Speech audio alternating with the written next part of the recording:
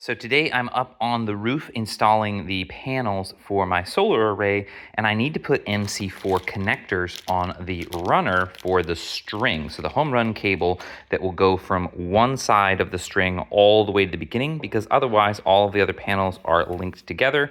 So you'll only have one lead at the end, and then you have to reconnect to the back side or the other end of the string, the runner cable or the home run.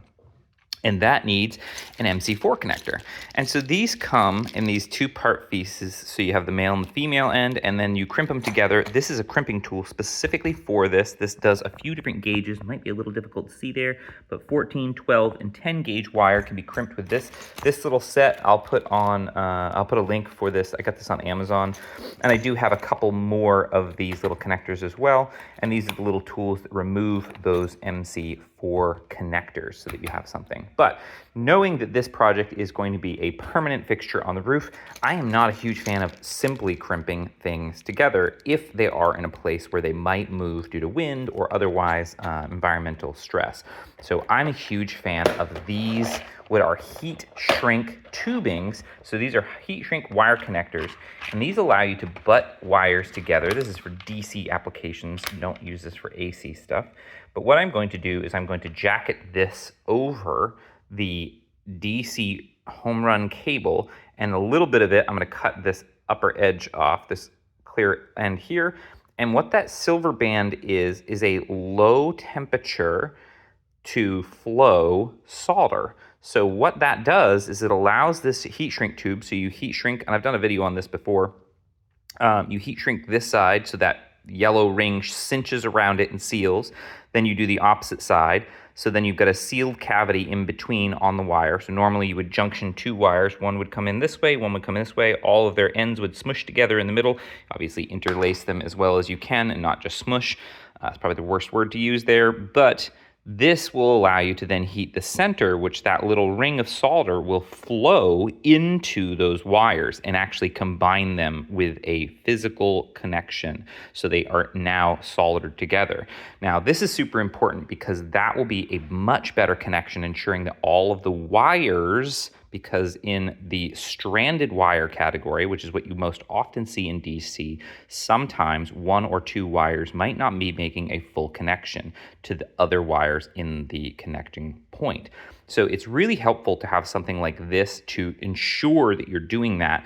It also water seals it and air seals it. So you won't get the electrolytic process where you get calcium or otherwise salts to build up on those connections as the two varying metal types then expose themselves to oxidation and create what would look like the top of a battery terminal, which has lead and copper often that cause that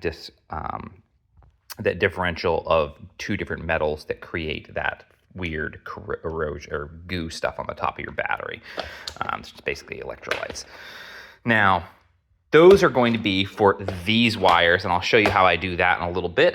These are ferrules, and these are really, really, really important to use. Do not skip this. This is probably one of the most often skipped pieces of doing these types of DIY projects because people just jam the wires into the place, the junction, the lug place where you would lug them into like your inverter or something like that.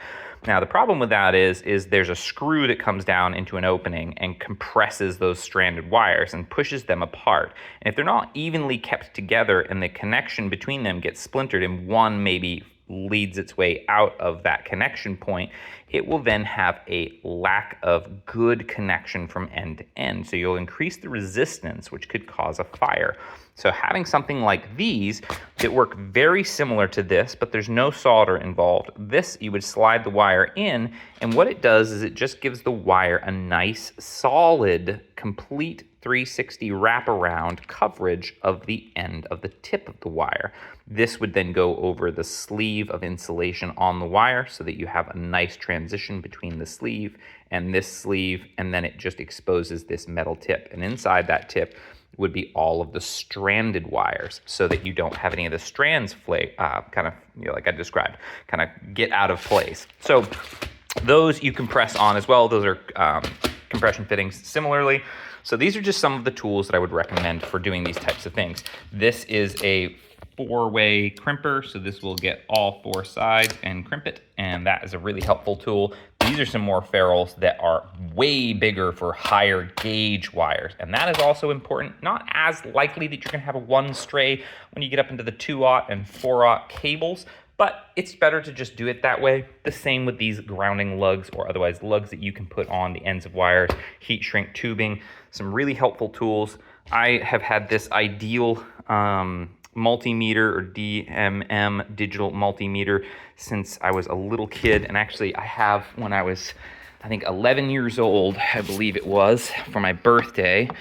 I remember my mom got me my Radio Shack, my first multimeter that was mine. I still have this thing and I love this. I covet this thing like it is one of my favorite possessions. I've had that for now almost 20 years. So getting a good multimeter is great. That is an analog one, so that one has a dial. This is a digital version of that, and I have, I think, 3 or 4 different versions of this, some clamp meters and things like that. But any of them will do. So having a good multimeter or digital multimeter is a more accurate tool for measuring. I would highly recommend getting one of these.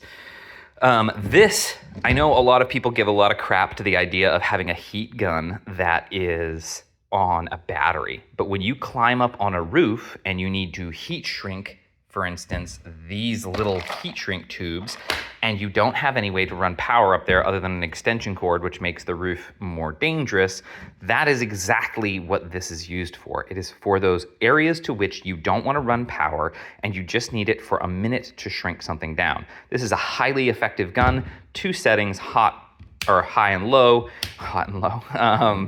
and it'll eat through batteries like it's its job. You can actually lock it into the mode. It works amazingly. This is probably one of my most used, like, unique tools within the DeWalt collection. I have way too many DeWalt tools, but this one I use all the time. I do lots of electrical work.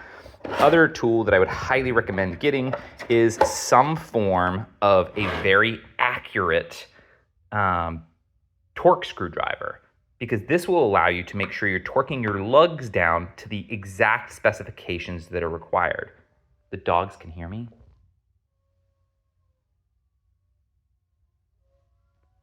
And they're howling. That's amazing. They sound like coyotes. This is another for those ferrules and otherwise crimping. This is a hydraulic crimper, so you don't need the long arms of the bigger crimpers. You just need something that has better mechanical advantage, and this uses hydraulic advantage to do that with all of the different blocks so that you can make all your crimps for the appropriate sizes. Comes with the wire cutters as well. I just got that for this project.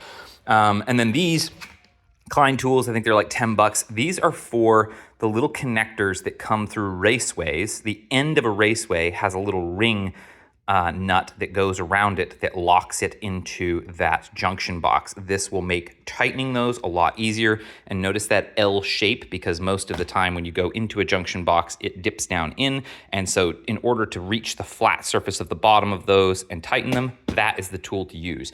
So this is the set of tools that I'm going to be using primarily. There'll be some other ones along the way that'll help with this project, but these are the unique tools that perhaps those who are taking on a project similar to this might not already have in their collection. So I'll link every single one of these in the description of the video here. If you have any questions or suggestions, put them down